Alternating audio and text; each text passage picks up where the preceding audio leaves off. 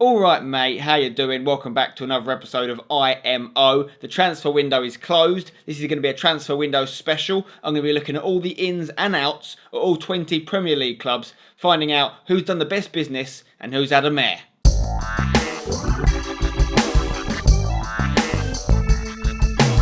Now, first thing I've got to address is the fact that I'm not in my normal surroundings. I'm actually in a hotel room in Vancouver. I've come out here for about 8 or 9 days to try out the new FIFA 16 a little bit more at the EA Sports headquarters. I'm going to be making some content on the game before anyone else, so it's going to be good. Looking forward to that on the channel. But obviously it means I'm not in my normal setup, so a little bit different for the time being. So what I'm going to be doing today is I'm actually going to be ranking all 20 Premier League clubs in my own league table, which I'm going to call the Transfer Window League Table. Starting at the bottom with the 20th team, the team that I think's done the worst in terms of transfers, and all the way to the top in terms of the team that's done the best. Now, I should say, when I'm judging whether a team's done well, I'm judging it on how their squad looked at the end of last season and how their squad looks now. What they needed to do, who they needed to bring in, and whether they did those things. Also, I'm going to be judging it on non-transfers. For instance, if there was someone that a club looked like they were going to lose but managed to hold on to them, that's good business as well. That's just as valuable as signing someone. So let's start off at the bottom of the Transfer Window League table. Okay, so in 20th position, I've actually got newly promoted Norwich City. For me, they haven't spent enough money. They would have had a lot more at their disposal than normal off the back of being promoted to the Premier League. They've spent a net spend of just less than 10 million. They've brought in some okay players, Premier League sort of proven players like Malumbu from West Brom, like Dorrans, like Robbie Brady from Hull. But ultimately, they've missed out on a few big names. I think their main target was Benikafobi from Wolves. They had 3 bids turned down for him. I don't think they've strengthened enough to stay in the league. Yes, they've improved, obviously, on the team that was in the Championship, but not enough to stay in the league. They're bottom of my transfer window table. Now, in 19th position, I've actually got Aston Villa. This might shock some people because they've done a lot of business and they've brought in some reasonably good players. But for me, you've got to look at the outgoings. They've lost Benteke, they've lost Fabian Delph. Arguably, their 2 most important players in the last season, if not the last few seasons. I don't think Tim Sherwood is going to be able to put all the new signings together in time to do enough. This isn't me saying I think they're going to go down. It's just I'm saying that I think there's 18 clubs that have done better business. I'm not saying they're going to get relegated though. Now, in 18th position is actually Arsenal. Now, at the start of the transfer window, when they bought in Petr Cech, it looked like an absolute steal. And to be honest, I still think that is an amazing deal. And that's why they're not bottom of the league, frankly. Petr Cech in goal was the start of a window. I thought they were going to go on, bring a few more players in and really live up to the title contender, potential that people would put them up to be. People said they could win the league this year. I'm sorry, after this transfer window, I do not think they're going to do it. In fact, I'm prepared to say, if they don't bring in some big names in January, I am so confident they're not going to win the league that if they do, I'll get a Mesut Ozil tattoo. Everyone has known Arsenal have needed a striker and maybe a centre-back / central defensive midfielder for a long time. Arsene Wenger knows it, every Arsenal fan knows it, every non-Arsenal fan knows it. But Wenger, yet again, has not been prepared to break his own rules and spend some money. In the past, we've seen him buy, obviously, Ozil and Sanchez in the summer transfer window in the last 2 seasons. But what you need to remember is they were bought in because they became available. They became available because, well, Real Madrid bought Bale and then Barcelona bought Suarez. That's why the clubs deemed both Ozil and Sanchez surplus to requirements. Now, Wenger only wants to spend money on someone that's proven, and you have to respect him for that in many ways. He doesn't want to just spend money for the sake of it. But the reason I have a problem with Wenger and what he's done here is that he obviously thinks the squad he has is good enough to win the league, and I don't think it is. Even if it does remain injury-free, they've had a lot of problems with injuries in the past, I still don't think they're good enough. I think they're lacking quality striker, maybe a CDM, and maybe another centre-back as well in case Mertesacker or Koscielny get injured. So I think we all know Arsenal are so close to being a Premier League, title-winning candidate, but they've always needed to spend a little bit more to bring in 1 or 2 more names. This was the window they could have done it, and they've missed out massively. And their competing teams around them, looking for those top 4 spots, in my opinion, have strengthened a lot better. That's why I've got Arsenal in 18th. Now in 17th position is another newly promoted club in Watford. They've actually been the busiest club in the transfer window, bringing in more names than anyone else, having a net spend of nearly £32 million. But for me, they haven't bought anyone of amazing proven Premier League quality that's going to guarantee their survival. Diamante was hot and cold at West Ham and in Syria. Capoue always had potential but didn't really deliver on that when he was at Spurs. And Ibarbo, whilst he's a fan favourite on FIFA, hasn't really done anything in real life that makes me think he's going to keep them up. In 16th position is Bournemouth, the other of the newly promoted clubs. Now for me, much like Watford, they could have spent their money better. I think Max Gradle is a good buy. I think Borak in goal will do a job for them. I'm not inspired by the Glenn Murray purchase. I don't think he's a game changer for them. Yeah, he can get a few goals here and there. They were trying to get Charlie Austin, as were a number of clubs. Weren't prepared to pay the 15 million. That could have been a game changer for them. It really could have been. And Callum Wilson has been scoring goals. I think he's got 4 in the league so far in 4 games. But is he going to be good enough? Is he going to score 20 goals that they need to stay up? I mean, Charlie Austin got loads of goals for QPR last season. They still went down. They needed to strengthen more than they have. I'm not too hopeful for Bournemouth this season, if I'm honest. In 15th position is Southampton. I feel sorry for these guys because the last 2 windows, their club has been robbed of talent. You know, last year we saw them lose Lallana, Lovren, Luke Shaw and others. This year, Schneiderlin and Klein have been taken from them. Now the positive here is they managed to hold on to Wanyama, who was another want-away player they thought they probably would lose to maybe Spurs or someone else, but they managed to hold on for him. And some of the players they brought in are decent. You know, I think Classie's going to do a good job for him when he returns from injury. I think Van Dijk from Celtic, another Netherlands player, you know, spent a little bit of money on him, but I think he could do well for them at centre-back. And the thing about Southampton is, in terms of business, they've done okay because they've actually only spent 3 million, you know, in terms of actual expenditure. For me, their squad is in a worse position than it was last year though. One silver lining would be that Jay Rodriguez is back from injury, and that's kind of like a new signing because he missed all of last year, but they lost Alderweireld. That was a player they wanted to make on a permanent deal after they had him on loan from Atletico Madrid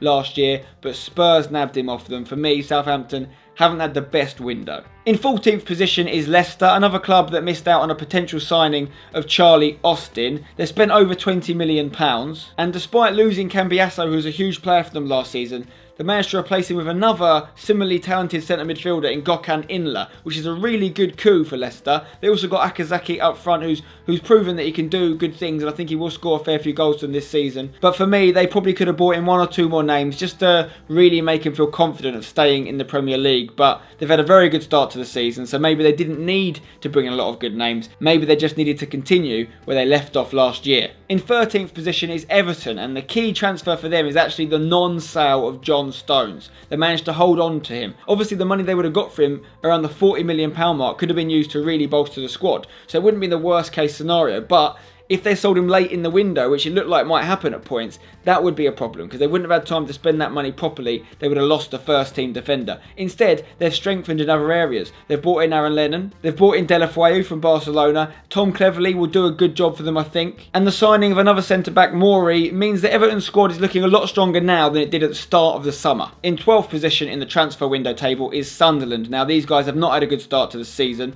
They've sold Connor Wickham, who was quite a surprising sale for me because he's done well for them in the past few years, but they got a good offer from Crystal Palace. However, I think the arrivals of Barini and Villa, Lens and the on loan Yedlin from Spurs are going to really help them survive. I'm not necessarily saying they will survive, but they've got a much better chance of it after those signings. In 11th place is Newcastle, another team from the North East, another team that could be facing a relegation battle this season, but I have to applaud, you know, their risk taking in the transfer market. They've spent a fair bit of money, £42 million net expenditure. That's something that the fans have been asking Mike Ashley to do for a while. And I think the players they've brought in have got a lot of promise. Wijnaldum looks to be a very creative spark in the middle of midfield. I think he can add a lot to Newcastle's game. Mitrovic, whilst he looks like a bit of a nutter at the moment, all reports say that he's got a tremendous amount of potential. We just haven't really seen it yet. And Thauvin, the French winger as well, is supposed to be very, very useful. Yes, they lost Cabella, but I think he could be an upgrade of sorts. So if these guys start performing, along with Mbemba, the much needed defensive player, then we could see Newcastle stay in the Premier League for a little bit longer. I do think they could have probably bought 1 or 2 more defenders, but we'll see how these boys get on. In 10th, we've got West Bromwich Albion, and much like Everton not losing the John Stones, the big success for them was not losing Berahino. I also think Solomon Rondon is going to be an amazing player for WBA. He's someone that's custom built for the Premier League. He's big, he's got pace, he's got bags of energy. I think he's going to do well for them. Kind of like a bit of a Didier Drogba character, actually. He reminds me a little bit of him. I'm sure Johnny Evans will fit into their defence as well, and Ricky Lambert, if he plays, you know he's going to get goals eventually. In 9th place, I've actually got Swansea, who are a club that have done very little business indeed, but that kind of speaks volumes about how well their squad kind of fit together already. Last season they played very well. In fact, they've always done well since coming up to the Premier League. They've held on to their big boys. They've held on to Gomi, who scored in each of his opening 4 Premier League games. Held on to John Joe Shelby, who's got an England call-up. And most importantly, they've signed Andre Ayew, who I think is going to be an absolute diamond capture for them. He's already smashing things like a box of old cabbages, and I'm sure he's going to continue to do so. So Swansea are up there for different reasons.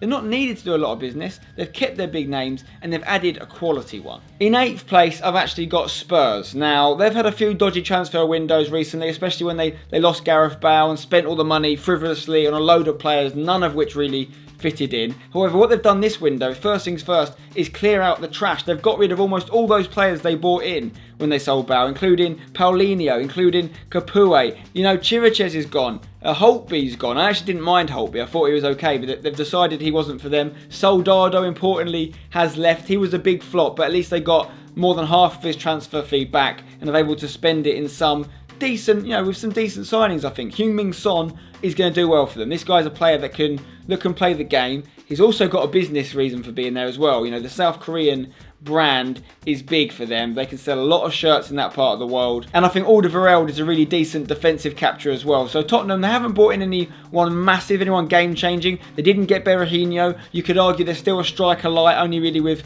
Son and Kane up there now. Adebayor is still around if they need him. But ultimately, the reason I think Spurs had a semi-decent window is because they got rid of a lot of people that they were just wasting money on the wage bill. They've just pinpointed their squad a little bit more in the way that Pochettino wants to take them, and I think they'll do okay. In 7th place is Stoke. Now, some of you may have expected to see them higher up this transfer window table. A lot's been made of the players they've brought in, particularly the ex-Champions League winning players they've brought in. They've now got the joint most former Champions League winners in the Premier League, along with any other club. They've got 5 of them. However, I don't think all of them are going to do as well and hit the ground running as much as some people think. The likes of Afellay, I'm not sure that he's going to be amazing for them, at least not straight away. I do, of course, think Shaqiri is an excellent purchase for Stoke. I'd love to have him at West Ham. I'm sure a lot of clubs in the Premier League would have welcomed him with open arms. They've done very well to get him, and I know he's going to do well for them. However, I think Nzonzi is a big loss for them. He did a lot of good work in the central defensive midfield area for them. The Europa League champions Sevilla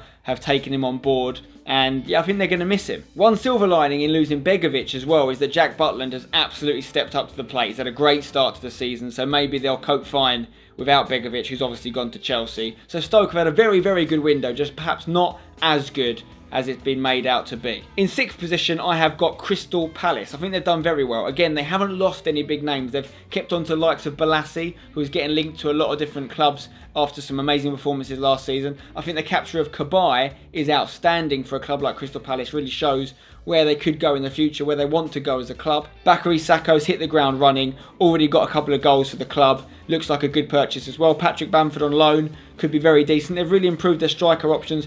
Got rid of Glenn Murray. I think that's quite a good deal, to be honest. Getting a bit of money for him, 4 million. He's not the youngest anymore. So Crystal Palace have done well. Now in 5th position is probably the most talked about club on transfer deadline day, Manchester United. Now, they have done a lot of business with a net transfer spend of 43.4 million, and I actually think all the people they've brought in are really good additions. Even Anthony Martial, who some people are saying was a waste of money or maybe cost too much, considering a lot of people hadn't heard of him. Now, it remains to be seen whether that was good value or not. Obviously, the Man United scouts think he's got a lot of potential.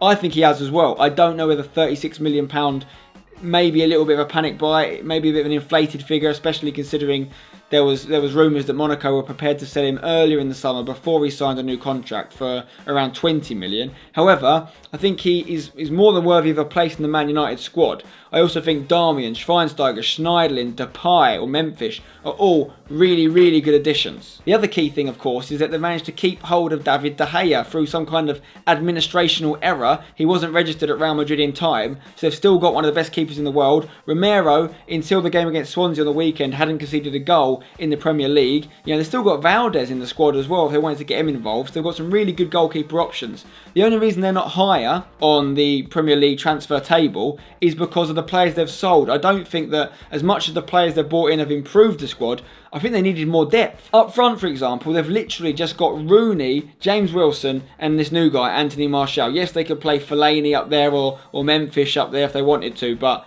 The fact they let go Van Persie, they let Januzaj go out on loan, they sold Hernandez. They've weakened the squad in significant areas and not padded it out enough, I think. They could have done a lot better, bringing in another, experienced, well-established striker, maybe another centre-back as well. In 4th position is Chelsea. Now, these guys would not be anywhere near as high up on the transfer table if they hadn't have brought in Pedro recently. I think that signing is going to make a big difference. I will admit, I was a little bit speculative about it at first. I wasn't sure because I thought it was one of Mourinho's buys where he just buys someone to stop someone else having him. To stop Man United having him, for example. But he has played him and he's done really well. Pedro is fit straight into the team. There was always proof of how good the guy was. He'd won pretty much everything with Barcelona and Spain. I think that Falcao has got his first goal for Chelsea now. Could get more. Diego Costa and Remy, their striking options they're okay as long as they all stay fit. And obviously they've made a couple of defensive additions. They didn't get John Stones, but they got Baba Rahman, the new left back, and Djilabodji as well, the centre back from Nantes, who we don't know a lot about. We know that some other Premier League clubs actually turned him down, much lesser clubs than Chelsea. But we'll see. Obviously, Mourinho's seen something there. He feels like he can do a job if needed. At the start of the window, it definitely looked like losing Cech to Arsenal could be a mare. Losing him to a rival, a Premier League rival. A lot of people have said that Cech's going to win Arsenal points on his own. Hasn't really been the case yet. But if that does transpire to be what happens, Chelsea may regret that. But I still think, considering the fact their squad was so good already, they smashed the Premier League last year. They didn't bring in a massive name. People were hoping for the likes of Pogba to come in this window. I still feel like they've had a decent window. They haven't really not delivered. In 3rd position is Liverpool. Now, some people may be shocked by this because this is a window that's seen them lose Raheem Sterling and Steven Gerrard, obviously gone to LA Galaxy on a free. Let's be honest, Gerrard, his powers were waning. He didn't have a great season last year. I don't think he was the player that he has been for years for Liverpool, so I don't think they've really lost much there. In fact, I think it's a benefit him leaving because it's able people like Jordan Henderson and other players to step up, and take a little bit more of the burden on their shoulders. And as for Sterling, yes, I think Sterling's a great player. I'll get on to how well I think he's going to do for Man City. However, the amount of money Liverpool were able to receive for him, it was basically a win-win for City and for Liverpool. The key thing was how Liverpool spent that money. When they sold Suarez, much like I talked about with Spurs before, they spent a lot of it on players that I don't think were really good enough, especially not for the Champions League they were playing in last season. This year, I think they spent the money a lot better, including the 32 odd million on Benteke, who I think could be an absolute Liverpool legend. I think adding Nathaniel Klein at right back was a very inspired choice. I think Roberto Firmino has the potential to do very, very well. We haven't really seen it from him yet, but if he gets going, linking up with Coutinho,